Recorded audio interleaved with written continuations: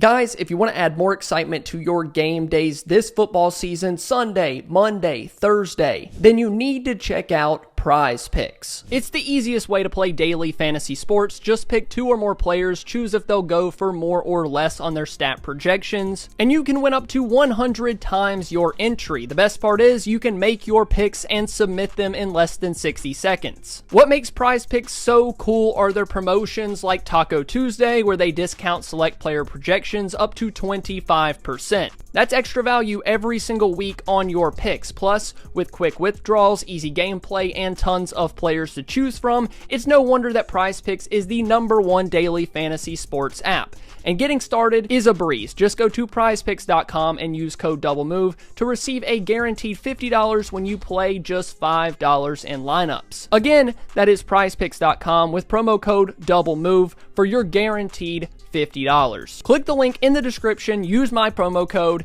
and start making your picks today. PrizePicks, daily fantasy made easy.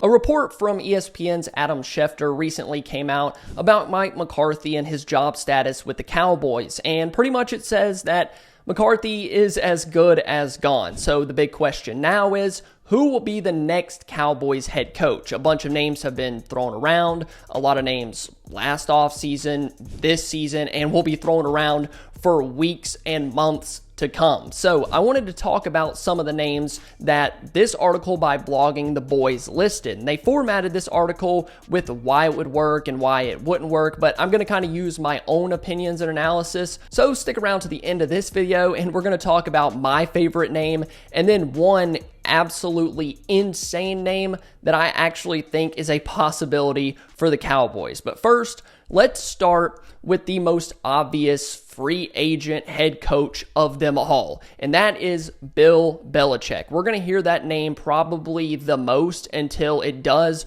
or doesn't happen for the Cowboys. And Bill Belichick is a former Patriots head coach, 6 Super Bowls with Patriots, 2 Super Bowls as an assistant, positional coach, stuff like that. He is the most accomplished coach in NFL history. Nobody even comes close, especially on this list. And with all of that said, we're going into the year 2025. Bill Belichick is now 72 years old. I think he's going to turn 73 before the 2025 season. He's starting to get up there in age. And the biggest question I have is, in 2025, do you want a guy that is probably falling behind the times in the NFL? I mean, I feel like we're getting into the young, offensive-minded era, or we've been in it for a while now. The Cowboys just seem to be behind the curve of everything. But when you look at Bill, he's obviously better than Mike McCarthy, certainly a more disciplined coach. His players are going to respect him. They're going to play hard for him. The problem I have is Bill is not a good roster building coach. His coaching choices, who he chooses to be his offensive coordinator, defensive coordinator, anything that has to do with building a game day roster and staff, he's bad at it, objectively. Sure, he drafted Tom Brady, but that was in the 6th round. We can call that luck, similar to how the Cowboys found Dak in the 4th. But after Tom left the Patriots, it pretty much went downhill within a year or 2. And even after winning 6 Super Bowls, he was fired 2 to 3 years after Tom was gone. But for Jerry and Stephen Jones, I can only imagine that they are drooling over those Super Bowl rings. I mean, the pedigree, the experience, the blah, blah, blah. It's been talked about a million times with a coach like Mike McCarthy, them talking about how he knows how to win a Super Bowl. So I can imagine the same thing is going to happen with Bill Belichick. So I'm not completely against the idea, I could say. I mean, I wouldn't be extremely happy about it. And the only way that I would be over the moon is if 2 things were to happen. Bill goes out or the Cowboys go out and find a good young offensive coordinator, not Matt Patricia, because he was a defensive coordinator playing dress up as Belichick's OC, which is just an insane choice and cannot happen in Dallas with Dak Prescott and CeeDee Lamb. And number 2, Bill gives up the roster building stuff. Don't let him touch player personnel, which would be a stipulation anyway with Jerry, Steven, and Will McClay. I think Bill has just had a history of reaching in the draft. He consistently misses on wide receivers year over year, and he just hasn't built great rosters in the past. His track record certainly isn't good with stuff like that. With Belichick, the defense would 100% improve with him as the head coach. I mean,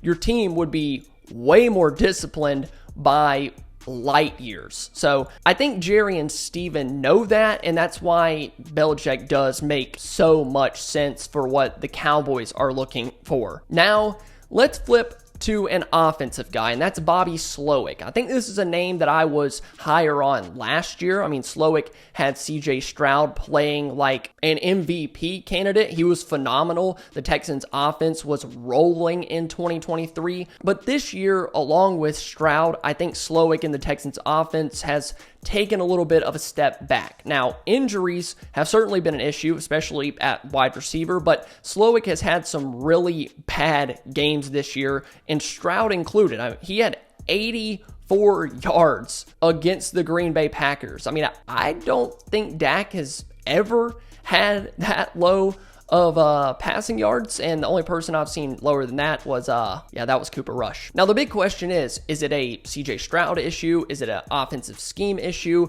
I don't really know. I don't watch the Texans a whole lot, but their offense is middle of the pack in every single statistical category. Receiver separation, EPA per pass, EPA per rush.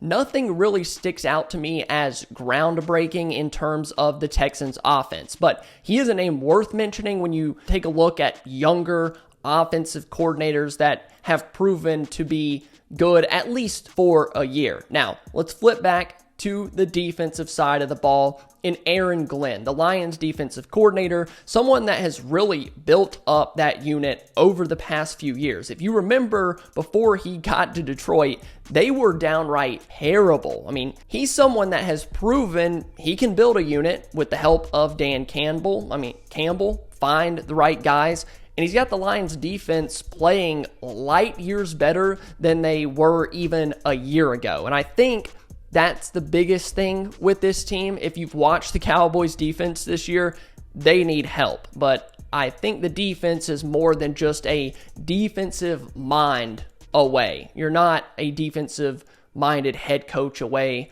from being, top 5. They need players. They need players bad. But at least Glenn has proven he can build a defensive unit, identify talent to make a unit better. Staying on the defensive side of the ball, Mike Vrabel, a guy that has had disciplined teams over the past, has wins in really tough games, even with poor quarterback play at times.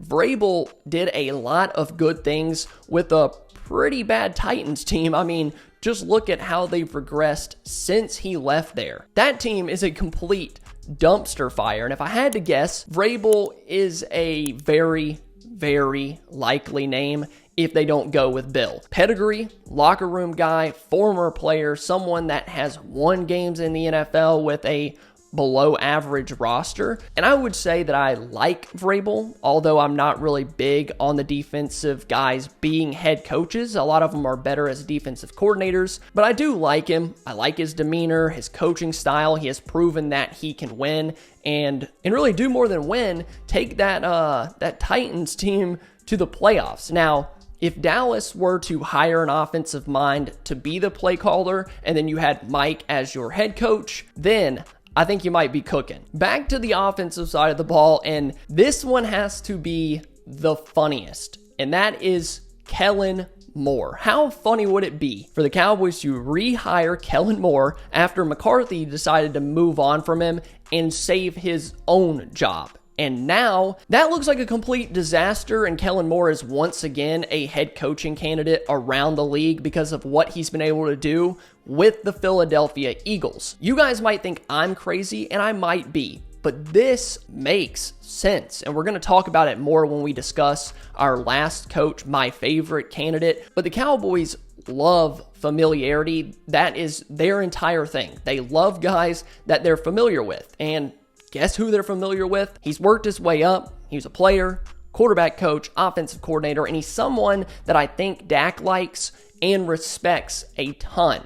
I think McCarthy only fired him because Mike had to have some sort of scapegoat, something to tell the front office, and convince them somehow that he was going to make the offense better, and Kellen was what was holding it back. And as we can see, that wasn't the case at all. The Cowboys offense has gotten worse and worse and worse every year that McCarthy keeps calling plays. The more stuff he installs from his offense, the worse it gets. And Kellen Moore has been pretty good this year, and he had some awesome games in 2021 and 2022. I still have my issues with his offensive identity, his run game philosophies. He is a guy that likes to occasionally run hitches on third and medium, but this certainly wouldn't be my least favorite head coaching hire.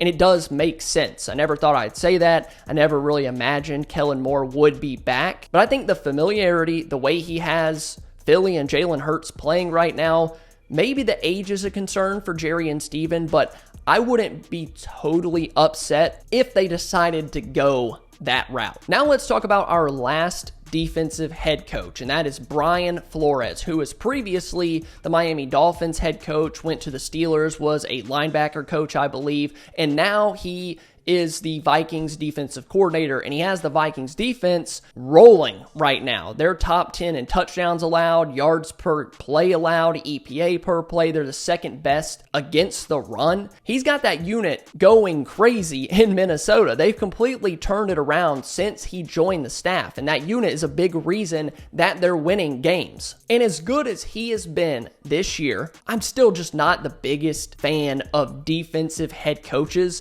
unless you can really guarantee that you're going to hire a great offensive coordinator. And that goes for any of these defensive coaches, Belichick, Vrabel, Flores, Glenn, any of those guys. I want to hire a young offensive coordinator. And that's why my final name makes so much sense, and that is Ben Johnson. I mean, when you look at the trajectory of a guy like Johnson, if you want to try that, this is going to be the year to do it. He's picky with where he wants to be as a head coach, but I know that he's going to take a job sooner rather than later, and that's probably this year. So where is that going to be? I don't know. Hopefully Dallas. The opportunity to get him is now. If you're going to do it, you got to do it now. If you don't, he's going to go off to somewhere else and you're going to regret it. I mean, the Chicago Bears with Caleb Williams and those weapons, that's somewhere that makes sense. You have the Jags with Trevor Lawrence, another spot that makes sense. I think Johnson is so picky because he has to like the quarterback, he has to like the weapons, he has to like the front office, the organization, and that's why the Cowboys make so much sense. You can hate on Dak all that you want, but coaches and players love him around the league. And then you have the wide receiver, a $34 million guy, consistent 1,000-yard receiver year in and year out. You have the pass rusher in Micah Parsons. Then you get to the brand. The Cowboys brand is the biggest in the world. Anybody that comes here and plays for the Cowboys, works for the Cowboys, it's good for business, okay? And another thing that I think Johnson likes is job security. And Jerry Jones is known to stay with the head coach too long at times. He's not going to just fire a guy after 1 or 2 bad years. Add on the fact that if he were to come to the Cowboys, he's looking at a top 8 to 10 pick and 9 other picks through the 2nd and 7th round. People like to hate on Jerry Jones. They hate on Steven. Cowboys are a good team. They've won games. They've had good rosters recently. So it would make sense that an offensive play caller like Ben Johnson would like to take his first head coaching job here. But the big question is, does it make sense for Jerry? Ben Johnson is young. He would be the 2nd youngest head coach behind Mike McDonald in Seattle. That is something that doesn't seem to fit very well with this team, with this organization. But if it were me, I'm hiring Ben Johnson 10 out of 10 times. If Johnson was someone that was in Dallas for 3 to 4 years, worked his way up through the ranks, and was already on the staff, I think he would be your head coach. I also think that the offense would be much better than it is right now. But like we mentioned earlier with Kellen Moore, he's somebody that grew up with the Cowboys, started as a quarterback coach, and then went to the offensive coordinator, was the coordinator for, 2 or 3 years. It's just that Ben Johnson did it in the Lions organization. He helped put together an incredibly efficient offense in Detroit. And I know Goff just had a 5-interception game, wasn't very good, but before that, the Lions had more offensive touchdowns than incompletions over like a month of football. Come on, that is literal video game numbers. He has Jared Goff playing the best football of his career, even better than when he was in LA with Sean McVay. So I am going to vote to hire the young guy, hire the offensive-minded play caller, the guy that understands spacing, understands route combinations, knows how to play to his quarterback's strengths.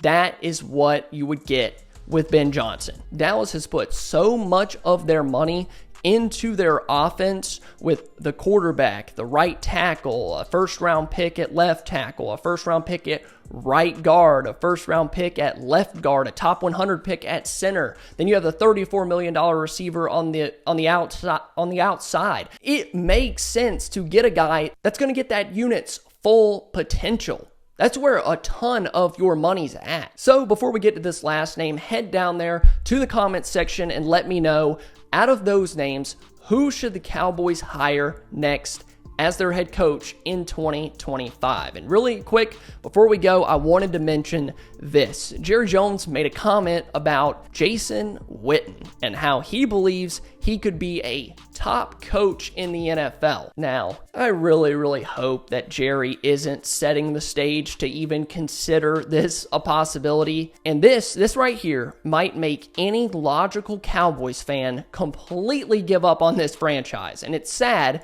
because Jerry Jones and the Cowboys would be the team to do this. Hire a head coach with 0 NFL coaching experience. Heck, the only coaching experience that Jason Witten has is at Liberty Christian, which is a high school / middle / elementary school, whatever. It's like preschool to 12th grade. Jerry Jones would be the guy to hire Jason Witten because he just likes his personality and thinks he could be a good football coach one day, over a guy like Ben Johnson, who just hung 47 points on their head this year.